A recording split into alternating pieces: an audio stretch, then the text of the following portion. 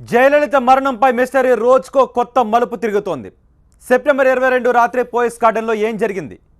జయలలిత ఆసుపత్రి పాలైన నాటి నుంచి ఎన్నోసార్లు ఎందరో లేవనెత్తిన ప్రశ్న ఇది. కానీ ఏ ఒక్కరూ ఈ అంశంపై నోరు మెదిపింది లేదు.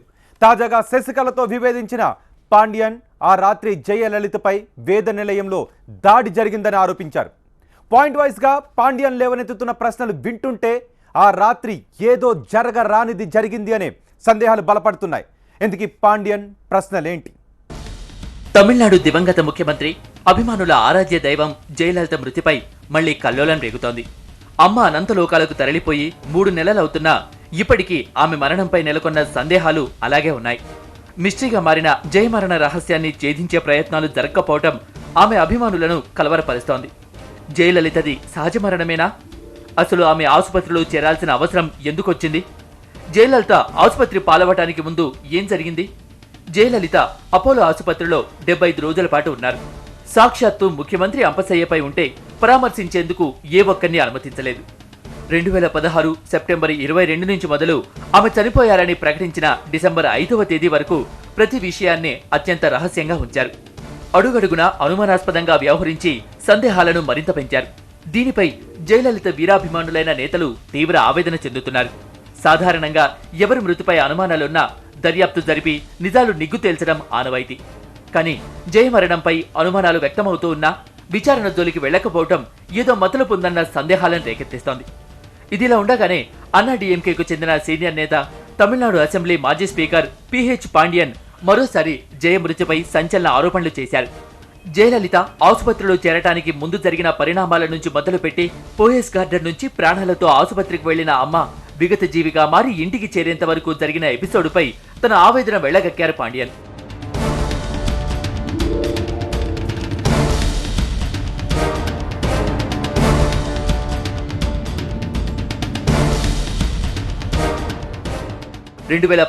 సెప్టెంబర్ 22 అంతకు ముందు రోజు వరకు జయలలిత ఎంతో ఉత్సాహంగా ఉన్నారు.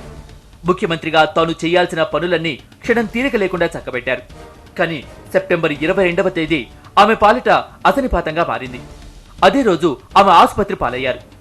ఈ ముహూర్తాన ఆమె తన నివాసం నుంచి బయలుదేరి వెళ్లారో కానీ ప్రాణాలతో ఉన్నంత వరకు తిరిగి పోయస్ గార్డెన్ కు రాలేకపోయారు జయలలిత. సెప్టెంబర్ 22వ తేదీన జయలలిత తీవ్రమైన ఒత్తిడికి లోనయ్యారని పాండ్యన్ తెలిపారు. ఆ రోజు ఆయన కూడా జయ నివాసానికి వెళ్లారు. అయితే తను అక్కడికి వెళ్లిన సమయంలో ఎవరో కొందరు జయలలితతో ఘర్షణ పడ్డారని ఆరోపించారు పాండ్యన్. ఎవరో తోసేయటం వల్ల ఆమె కింద పడిపోయారని చెప్పారాయన. ఈ నేపథ్యంలో అసలు సెప్టెంబర్ 22వ తేదీన పోయస్ గార్డెన్లో ఉన్న వారిని విచారించి నిజాలు నిగ్గు తేల్చాలని డిమాండ్ చేశారు పాండ్యన్. అమ్మను కిందకు తోసేసి తీసుకెళ్లి ఆసుపత్రిలో చేర్చారని తీవ్ర ఆవేదన వ్యక్తం చేశారాయన. అయితే ఈ ఘాతుకానికి ఎవరు ఒడిగట్టారో పేర్లు మాత్రం బయటపెట్టలేదు పాండ్యన్. ఒకరు తోసేయటం వల్ల అమ్మ కింద పడిపోయారు. ఆ తర్వాత ఏం జరిగిందో ఎవరికీ తెలియదు. ఓ పోలీస్ అధికారి అంబులెన్స్ కు ఫోన్ చేసి అమ్మను ఆసుపత్రికి తీసుకెళ్లారని బయటపెట్టారు పాండ్యన్. ఆ పోలీస్ అధికారి ఎవరు? ముందు నుంచే ఆయన పోయస్ గార్డెన్ లో ఉన్నారా? లేదంటే జయ కింద పడిపోయారన్న సమాచారాన్ని తెలిసొచ్చారా? ఆయన జయలలిత భద్రతా విధుల్లో ఉన్న అధికారా? లేదంటే జయలలితతో ఘర్షణ పడ్డ వాళ్లకు అనుకూలుడైన అధికారా? ఇలా అనేక సందేహాలు రేకెత్తించిన పాండ్యన్ అసలు ఆ పోలీస్ అధికారి ఎవరో, అక్కడే ఎందుకున్నారో మాత్రం స్పష్టం చేయలేదు. దర్యాప్తు జరిపితే నిజాలు నిగ్గు తేలుతాయన్నారు పాండ్యన్. ఆ రోజు సెప్టెంబర్ 22న జరిగిన ఘటనపై దర్యాప్తు జరపాలి. అమ్మను కిందకు తోసేశారు. తీవ్ర గాయాలు కావడంతో ఆసుపత్రికి తరలించారు. వాస్తవాలను దాచిపెట్టారు. దీనిపై విచారణ జరిపించారు. జయలలితను అపోలో ఆసుపత్రిలో చేర్పించిన క్షణం నుంచి అడుగడుగునా అనుమానాస్పదంగా వ్యవహరించడంపైన పాండ్యన్ సందేహాలు లేవనెత్తారు. సహజంగా చిన్న చితక ఆసుపత్రుల్లో సైతం సీసీటీవీ కెమెరాలుంటాయి. అపోలో లాంటి కార్పొరేట్ ఆసుపత్రుల్లో అయితే మరింత పటిష్టమైన నిఘా, భద్రతా ఏర్పాట్లు తప్పనిసరి. కానీ జయలలితకు చికిత్స చేసిన వార్డులో సీసీటీవీ కెమెరాలను తొలగించారని తీవ్ర ఆరోపణలు చేశారు పాండ్యన్. చెన్నై అపోలో ఆసుపత్రిలో 27 సీసీ కెమెరాలను తొలగించారన్నారు పాండ్యన్. కెమెరాలు ఎందుకు తొలగించారు? అలా చేయమని ఎవరు చెప్పారు? అమ్మకు చికిత్స చేసే సమయంలో సీసీటీవీ కెమెరాలు తొలగించాల్సిన అవసరం ఏమొచ్చింది? జయలలిత హాస్పిటల్ ఎపిసోడ్కు సంబంధించి ఎలాంటి సాక్ష్యాధారాలు లేకుండా చేయాల్సిన అవసరం ఏంటి? ఇలాంటి సందేహాలకు అపోలో ఆసుపత్రి యాజమాన్యం సమాధానం చెప్పాలని డిమాండ్ చేశారు పాండ్యన్.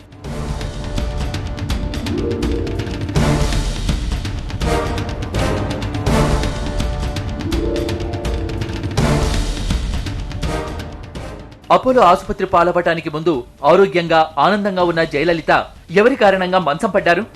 హాస్పిటల్లో చేరిన నాటి నుంచి ఆమె ఒక్కసారి కూడా బహిరంగంగా మాట్లాడింది లేదు. సాధారణ సమయాల్లోనే మీడియాకు వివరాలు వెల్లడించే పెద్దలు జయ క్లిష్ట పరిస్థితుల్లో ఉన్నప్పుడు సమాచారాన్ని ఎందుకు బహిర్గతం చేయలేదు?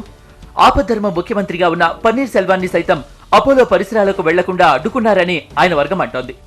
ఆ సమయంలో అపోలో ఆసుపత్రికి వెళ్లిన వీవీఐపీలను సైతం ఐసీయూ బయట నుంచే వెనక్కి తిప్పి పంపారన్న ఆరోపణలున్నాయి.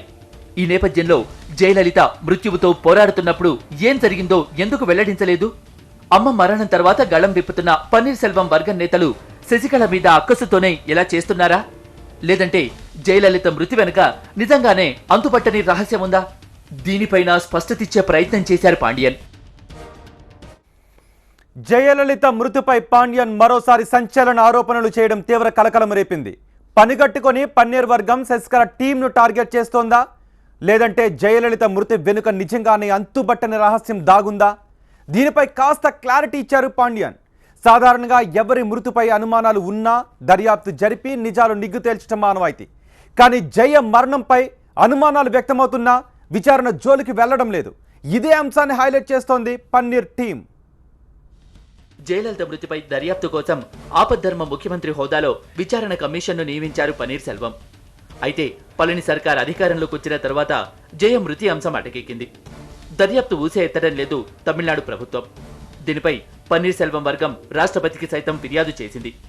జయ మృతిపై విచారణ జరగకుండా పళని ప్రభుత్వం అడ్డుపడుతోందని ఆరోపించింది పన్నీర్ టీం. ఈ అంశంలో జోక్యం చేసుకోవాలని ఇటీవల రాష్ట్రపతిని కలిసి విజ్ఞప్తి చేశారు పన్నీర్ సెల్వం వర్గం నేతలు.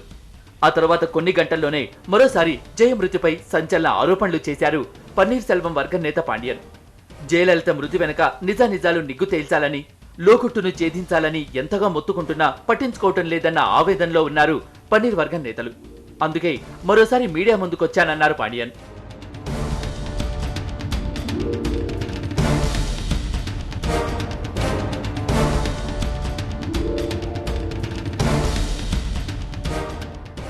అపోలో ఆసుపత్రి వర్గాల కథనం ప్రకారం జయలలిత గత ఏడాది డిసెంబర్ 5న కన్నుమూశారు.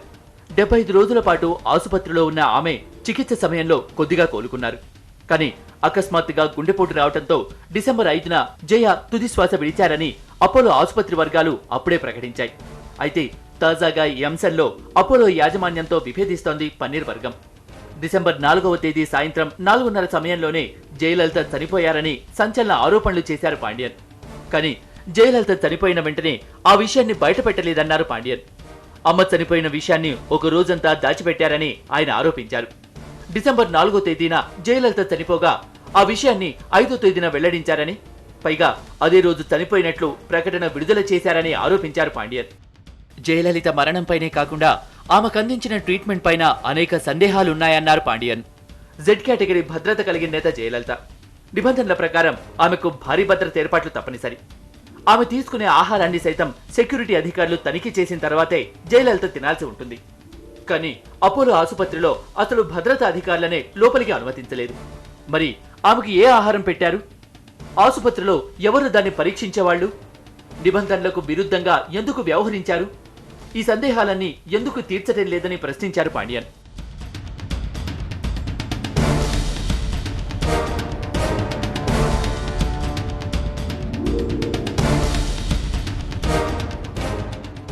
జయలలిత ఆసుపత్రిలో ఉన్న సమయంలో తమిళనాడులోని కొన్ని నియోజకవర్గాల్లో ఉప ఎన్నికలు జరిగాయి.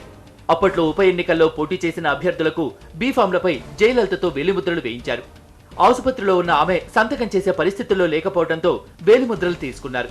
అయితే బీఫామ్లతో పాటు అనేక ఇతర డాక్యుమెంట్లపైన జయలలితతో వేలిముద్ర వేయించినట్లు అనుమానాలు వ్యక్తం చేశారు పాండ్యన్.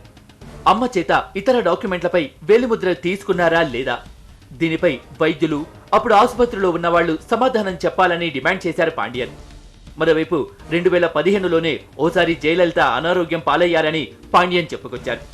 2015 జూన్లో అమ్మను వైద్యం కోసం సింగపూర్ తీసుకెళ్లేందుకు ఎయిర్ అంబులెన్స్ సైతం సిద్ధం చేసినట్లు ఆయన తెలిపారు.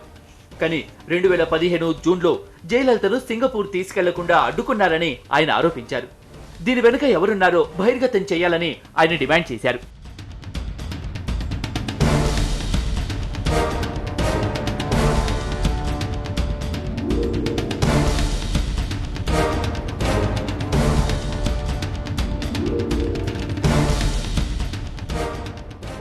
జయలలిత మృతిపై సందేహాల పరంపర అంతకంతకు ఉధృతమవుతోంది.